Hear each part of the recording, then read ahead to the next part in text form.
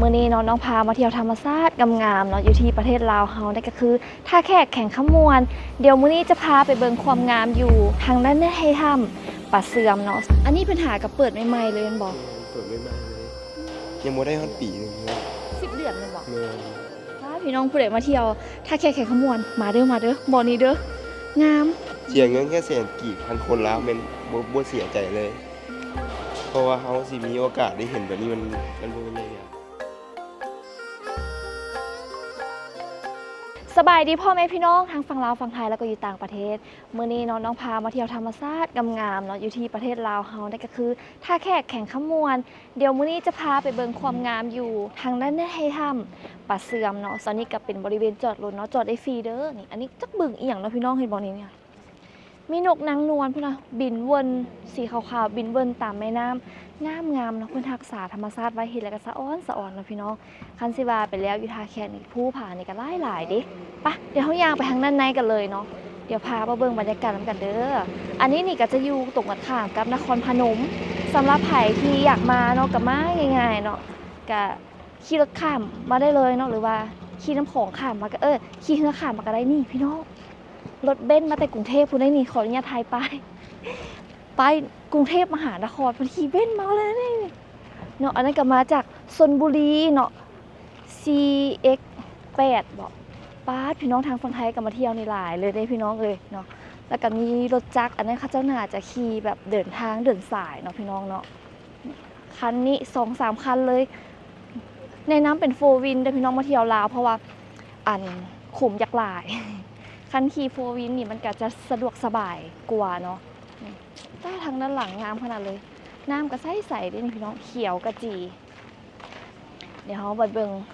คืออยู่นี่เนาะเพิ่นปิดขายปีละ5 โมงแรงเนาะเพิ่นเปิดตั้งแต่8 โมงเช้า5 โมงแรงเนาะปิดขายปีเด้อแต่ขนาดว่ามาก่อน5 โมงสิสามารถขึ้นเข้าไปได้เนาะสบายดี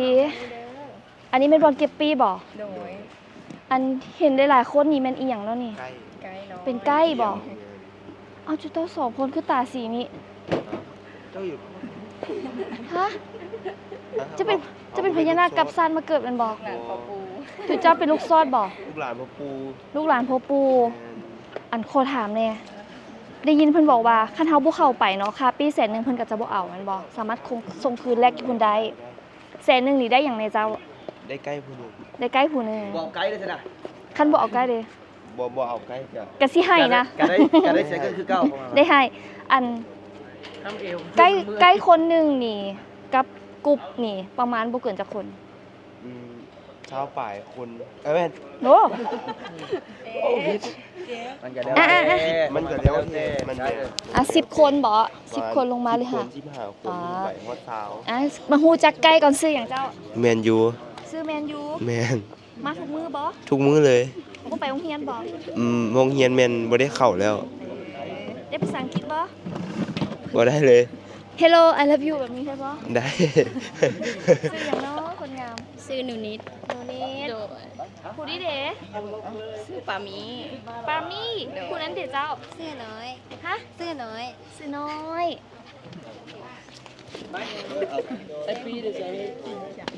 ซื้อหยัง ซื้อตุนตา ซื้อคำเอาจุดโตคือหัวความยาวของถ้ำประมาณเท่าไหร่ 800 เมตร 800 เมตรข้างในมีอีหยังในจุดพิเศษสำคัญอยากแนะนำ ข้างในก็มีหินงอกหินย้อย แต่ละจุดมันก็จะมีประวัติแต่ละจุดแตกต่างกันเดี๋ยวไกด์เขาจะเป็นคนบอก น้องบอกเลยได้บ่ได้ว่า มันต้องเข้า ห้องบ่เห็นภาพเด้เบิ่งบ่เห็นภาพลองเบิ่งภาพไปนำแล้วก็อธิบายไปนำเดี๋ยวมันจะเพื่อคืนไปตามแต่ละจุดเลย เจ้าของมาทุกมือบ่ แม่น ป้าพี่น้องเดี๋ยวพาเข้าไปเบิ่งทางด้านในน้ำกันเนาะอันนี้เราสามารถเข้าไปถ่ายได้เลยแม่นบ่ โดยแต่ว่าเขา มี ถ่ายรูปถ่ายวิดีโอได้แต่ว่าห้ามจับห้ามสัมผัสหินทุกชนิดเลย อ่า แม่น โดย เชิญลงเลยเด้อ แล้วก็ให้สิเข้าไปเนาะเป็นเครื่องดื่มแล้วก็กระเป๋าเป้ใหญ่ๆอย่างสิเนาะแนะนำให้ฝากไว้หรือว่าเอาปะไว้รถเนาะแม่นบ่งามโดยช่วยบรรยายข้างในทำเลยอันนี้มันธรรมชาติทั้งหมดเลยว่ะหรือว่ามีตัวใดที่ว่าเพิ่นเนรมิตขึ้นมาอีกในนี้ อ๋อตัวที่แบบเพิ่นสร้างขึ้นมานี่แม่นบ่มีเลย ทุกสิ่งทุกอย่างแม่นธรรมชาติเบิดมีแต่สะพานนี่แหละเพิ่นสร้าง ป้าพี่น้องอยากให้มาเห็นกับตาเนาะคือเฮาแนมไปนะโคตรงามเลยหินหยกหินย้อยนี่นะเป็นแบบ ยุ่มเนาะฟิลคือแบบเป็นกินนารีมารอทำเห็นช่วงยามฝนเนาะคืออันนี้นี่น้ำเพิ่นจะขึ้นมาแล้วเฮาย่างแบบลุยน้ำไปเลยแม่นบ่นี่ เขาว่าเป็นน้ำฝนมันที่เป็นบางเทื่อที่เพิ่นสิเปิดให้เฮา ย่านน้ำมันสูงแม่นบ่ แม่น แล้วที่มาของถ้ำนี่เป็นจังไดได้ยินว่าเพิ่นมีประวัติพร้อมว่ะ ๆมี เป็นแนวใดเว้าให้ฟังแหน่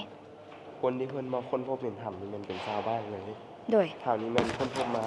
ประมาณ29เกือบ30แล้ว 29หรือ30 ปีนี่บ่ แม่นประมาณนั้น ว้าวแล้วจั แล้ ง ว ไดต่อ เพิ่นลงมาสร้างถ้ำนี้ตอนปี 2022 ปี2022 ประมาณได้4ปีมานี้แต่ว่าเปิดถ้ำก็หาได้10เดือน อ๋อทุกคนน้ำ ส่วนบริเวณเบื้องนี้เพิ่นจะเห็นว่าเป็นวังป่าเสื่อมแม่นจะเป็นโซนนี้เลย อันนี้จะเป็น คนที่เพิ่นมาค้นพบเห็นถ้ำเนี่ยเพิ่นเห็นป่าเสื่อมอยู่กันจำนวนหลายแบบว่าอยู่กันเป็นฝูงสินะแม่นอยู่วังเลย แล้วเดี๋ยวนี้เพิ่นยังมีป่าอยู่อ่ะ ปัจจุบันมันมีแต่ปลาคอ ปัจจุบันมีแต่ปลาโค โซนนี้เลย นี่ทุกคน มีแต่ปลาคอ พูดนะตัวบักใหญ่เลยปลาเสื่อมนี่บ่ค่อยเห็นแล้วเนาะ ป่าเสื่อมต้องประมาณหน้าแล้งประมาณเดือน4เดือน5 อ๋อ มันเป็นหน้าฝนก็ประมาณเดือน6เดือน7 โดยแล้วถามหน่อยคือทางเข้ากับทางออกนี่ทางเดียวกันบ่ แม่นเป็นทางเดียวกัน ทุกคนเดี๋ยวค่ะการพอต้นมาเวทายให้คุณนะปลาโคกับตัวบักใหญ่เนาะแล้วน้ำหั่นนะเขียวมรกตแหงคือแบบอันนี้เป็นสีธรรมชาติเลยเด้อพี่น้องเอ้ยเนาะเพิ่นบ่ได้แบบหยอดสีหรือว่าเนรมิตหยังขึ้นมาแมันบ่ บ่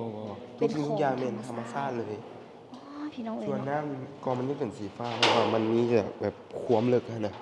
มันลึกมันก็เลยออกเป็นสีฟ้า ส่วนบนทุกที่คือจังสีมันก็ใสธรรมดา โดยอุ้ยอันนั้นคือพระพุทธรูปเลยเนาะเป็นคล้ายๆคือแบบเพิ่นอุ้มบาทสินะ มันก็แล้วจิตเขาจิตแล้วจิต เนี่ยเรียกตัวจินตนาการ ส่วน แม่นแล้ว มันจะเรียกกันว่าเป็นธรรมของพ่อปู่ฤาษี อันนี้คือถ้ำของพระปู่ฤาษี ส่วนหลายๆคนเพิ่นนี้สังเกตจากบ่อนี้มันจะเป็นฐานนั่งเป็นบ่อนั่งกรรมฐานเพิ่น นี่บ่สีขาวๆนี่บ่ แม่นเป็นฐานเรียบเลย ว้าว แต่ก่อนมันจะขึ้นจากถ้ำนั้นแล้วก็มันได้ อืม แต่ว่าเป็นปัจจุบันนี้หินมันย่อลงมาบังแล้ว อืม ตัวนี้มันเป็นจุดแรก ว้าว งามอีหลีเลยนี่ คือไอ้ไปทำมาหลายๆทำนะส่วนหลายก็เห็นแบบนี้แหละ แต่มันจะบ่หลายป่านนี้ แม่น ป้าดีใจเด้อที่แบบธรรมชาติบ้านเฮาหลายๆแล้วเพิ่นก็ยังอนุรักษ์และก็รักษาเนาะปล่อยให้เป็นไปตามธรรมชาติแล้วเฮาได้มาเห็นแบบธรรมชาติดิบๆเลยเนาะโอ้ ส่วนบริเวณโซนนี้เพิ่นจะเอิ้นกันว่าเป็นวังปราสาทหินย่อย อันนี้เป็นวังประสานหินย่อย เดี๋ยวมันเป็นจังได๋บ่นี้ บริเวณทั้งเทิงที่หินมันย่อยลงมาหลายกว่าหมู่ อืม แล้วก็แปลกหูแปลกตา อืม ที่เห็นข้างในแฮงสีอลังการกว่านี้ ว้าวเพิ่นบอกว่าน้องอันนี้แค่น้ำย่อยทางในแฮงเป็นแต่งามกว่านี้พี่น้องเนาะเดี๋ยวเก็บภาพมาให้ทุกคนนั้นได้เบิ่งตึมอุ๊ยอีหยังอันนี้ อันนี้มันจะเป็นหินงอก หินงอก เนี่ย ฟิลคือหน่อไม้ แบบว่าแบบได้หับน้ำจากข้างเทิงที่หยดลงมา แล้วก็งอกขึ้น แล้วก็เป็นสีขาวๆอีกเนาะ เพราะว่าถ้ำนี้มันเป็นถ้ำหินปูนเนี่ย เป็นทำหินปูนคุณนะพี่น้องฟิลคือหน่อไม้ปงเลย ระวังหัวอันนี้ โอ้อันนี้แบบคือสิแบบมันย่อยมาหลายแล้วเขาจะตัดเป็นบ่ ตัวนี้มันกระเจ้าหักออก เขาจะหักออกเนาะแบบมันย่อยลงมาหลาย เอปะไว้อย่างนี้แหละเพราะว่ามันย้อยลงมาหลายเด้คือแบบคนมันยางบ่ได้สิ มั นะ นต่างด่านเนาะนี่ทุกคน แล้วแบบความมันอุดมสมบูรณ์แล้วมันชุ่มมันซื่นนะเบิ่งพี่นะเหลียวขึ้นไปนะ จะเห็นแบบเป็นเปียกๆอยู่เนาะเป็นคือน้ำอืม มันเป็นน้ำฝนกับชีน้ำอีกแบบหนึง แม่นบ่ มันจะเป็นฟิลแบบเขาได้หับน้ำตลอดเลยนะ ป๊อก แบบ ป๊อก ยางอยู่มันก็ชุ่มชื่นใช่ไหม อืม คือมันจะแบบมันก็ดีอย่างหนึงอันเป็นย้ำหนาวก็ดีแบบหนึง อืมอันนี้นี่เขาจะเอิ้นย้ำอย่างนี้ ตัวนี้มันแบบใกล้ๆมันใกล้ๆหน้าแรงแล้วเนาะ อืม มันที่ฝนเริ่มตกแล้ว ป๊าดพี่น้องเอ้ยเป็นจังบุญตาเนาะพี่น้อง อันนี้เพิ่นหากับเปิดใหม่ๆเลยแม่นบ่ แม่นเปิดไม่ไหม้เลย ยังบ่ได้ฮอดปีหนึงเลย 10 เดือนแม่นบ่ แม่น ป๊าดพี่น้องผู้ใดมาเที่ยว ถ้าแค่ขมวนมาเด้อบ่อนี้เด้องาม เสียเงินแค่แสนกีบพันคนแล้วแม่นบ่เสียใจเลย เพราะว่าเฮาสิมีโอกาสได้เห็นแบบนี้มันบ่เป็นง่ายๆส่วนบริเวณพวกนี้เพิ่นจะเอิ้นกันว่าเป็นถ้ำพญานาคหรือว่าจะเป็นสถานที่อยู่อาศัยของเพิ่นแล้วก็จะเป็นสถานที่จำศีลประมาณนี้ส่วนหลายๆคนเพิ่นที่สังเกตจากปากถ้ำเข้าไปแล้วถึงผนังถ้ำเฮ้ยเห็นหยังบ่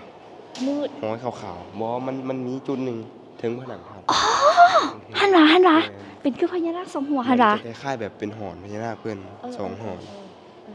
ถ้ำจะมีความยาวเข้าไปอยู่150ตัวนี้แม่นเพิ่นก็หาสร้างสะพานได้ซ้ำนี้ตัวนี้ก็จะเป็นจุด Amazing อีกจุดหนึงที่แบบข้างในมันเป็นน้ำข้างใต้ ตัวไหน ข้างในถ้ำตัวนี้ โอ้ยอยาก แล้ว เข้า มั ไป เป็น เบิ่ง วัง แล้ว น้ำที่แบบเขียวโคตรเขียวเลย อันนี้ทะลุไปอีกแบบคล้ายๆเข้าไปในเมืองเลย แม่น เนาะ คล้ายๆแบบตัวนี้มันจะปิดปากถ้ำแล้วก็ทะลุอีกถ้ำหนึง อืม ประมาณนั้นจุดนี้แม่นเพิ่นจะเอิ้นกันว่าเป็นถ้ำของเทวดาเป็นโซนสีม่วงนี่เลย เสาข้างหน้านี้เพิ่นจะเอิ้นกันว่าเป็นเสาเทียนต้นเทียนเทวดา นี่บอก แม่นจุดนี้แม่นอยู่เครื่องของถ้ำแล้วได้เครื่องทาง เครื่องทางแล้ว แม่นแล้ว โอ้ยอันนี้งามเนาะ ส่วนตัวนี้เพิ่นจะมองแบบว่าเป็นแค่ค่ายฐาน อือฮึ จะเป็นฐานที่ซี่ออกมาเป็นฐานใหญ่ แต่ทางเทิงมันจะเป็นบ่อนั่งที่เรียบ ส่วนเป็นหินงอกน้อยๆขึ้นจากพวกนี้มันจะเป็นต้นเทียนน้อยเพิ่น อืมแล้วอันนี้เห็นไหมบอลบูซานำ แม่นจะเป็นบ่อนกล่าวไหว้แล้วก็ขอพร มาต้องกราบไหว้ขอพรก่อนพี่จังได๋พ่อเมื่อยแล้วบ่ โยเหมือนสมควรแล้วมันลึก เลิก ซุ่มซื่นขนาดทุกคนนี่น้ำย้อยปอกแป๊กปอกแป๊กฝนบ่ได้ตกได้นี่พี่น้องเอ้ยแต่ว่าน้ำจากผิวหูจากผาจากหินเนาะอันนี้ก็เป็นความงามของธรรมชาติทางสร้างขึ้นเนาะคือเพิ่นว่าอะไรงามแบบธรรมชาติเบิ่งจังไดก็เบิ่งบ่เบื่อเนาะพี่น้องเนาะหยดเอาน้ำก่อนเนาะ เย็นจังเลยมาเข้ามาขอพรกันสาธุเอาไปเดี๋ยวเราไปย่างเลาะเบิ่งกันตื่นเนาะ บริเวณโซนเบื้องนี้เป็นเพิ่นจะเอิ้นอย่างว่าเป็นวังสร้างสามหัว มันจะแบบนี้เลยมันคล้ายๆแบบเป็นหุ้มห้างสร้าง อือฮึโอ้ข้างหน้าดีเลยเนาะ แม่น ห่วยเอ้ยนับไปนี่ยัน4-5 หัวบ่ได้นี่ มันก็เลยจะจินตนาเขาจินตนาการแต่ว่าแบบเอาแบบซัดๆก็คือสาม เลขงามเนาะอุ้ยแถวนี้ข้างหน้ารู้สึกว่ามันจะเริ่มต่ำลง แม่นจุดนี้มันจะต่ำลงแคบลงเรื่อยๆมันจะได้ก้ม ข้าไปสูงเนี่ยก็ต้อง ห ได้ ลังจากที่แบบเฮาก้มแล้วก็มันจะสีก้าวขึ้นอีกถ้ำหนึงจะ ว้า เป็นจุด Amazing ของถ้ำ หุยอย่างนั้นนี่หัวอะไร มันจะเป็นโค้งแบบว่าเจียนอน อ๋อเดี๋ยวนี้ก็ยังมีบทเจีย ปัจจุบันมันบ่มีแล้วเพราะว่าคนเข้ามารบกวนเรื่อยๆเลย อืมเมื่อก่อนนี่เจียกับชิยูนี่เต็มเลยแมันบอก แม่น ข้างหน้าเป็นอีหยังอันนั้น สามารถย่างไปอีกได้แมันบอก ได้ไปได้เรื่อยๆเลยจนสุด ว้าว 800กันเลย ตอนนี้เขาย่างได้ซ้ำไหนละ น่าจะประมาณ700 800 700 ประมาณ700ป่ายส่วนบริเวณจุดนี้นี่มันจะได้แบบว่าจะเป็นวังบาดาลของพญานาคหรือว่าจะเป็นสถานที่เล่นน้ำของเพิ่น อื มันจะเป็นโซนนี้ ปะ จุดนี้ก็จะเป็นตาน้ำนำจะเป็นบ่อน้ำมันออกบ่อบ อนี้จะเป็นบอน้ำออกจากบอ เนี่ยเพราะว่าข้างใต้นี่มันที่เป็นโพรงถ้ำลงไป อ่าฮะ ถ้าเขาสังเกตดีๆสิเห็นเลยเราเห็นว่ามันที่เป็นโพรงถ้ำเพราะว่ามองนี้มันจะเป็นขอบถ้ำถ้ำนี้มันจะยาวอยู่ประมาณขั้นความกว้างนี่ประมาณ7 ถึง 8 เมตรได้ แต่ความลึกนี่บ่ฮู้เลยเพราะว่ามันลึกแฮง คือทำนี้มันซอดบอ ถ้ำที่แม่นตันเอานี่กลับคืนมาทางเก่า เห็นแล้วอยากลินน้ำเลยน้ำของมาใส่ป้าธรรมชาตินะพี่น้องเอ้ย ถ้ำปลาเสื่อมก็คือที่สุดอยู่บริเวณมีน้ำตลอดทางนี้ส่วนจุดนี้มันจะก้าวขึ้นอีกถ้ำหนึงเป็นถ้ำปลาหิมพานต์ อ้าว จะเป็นจุด Amazing ของถ้ ต่อไปจะเป็น ำ ทำหิมพานต์ แม่นมันจะแยกกันเนี่ย มาทำหนึ่งได้เห็น2ทำเลยพี่น้องค่ะระวังหัวด้วยพี่น้องคลิปนี้ก็จะยาวๆหน้อยหนึงเนาะอยากให้ทุกคนนั้นได้เห็นน้ำกันโอ้คนมาปากกาลายเลย สบายดี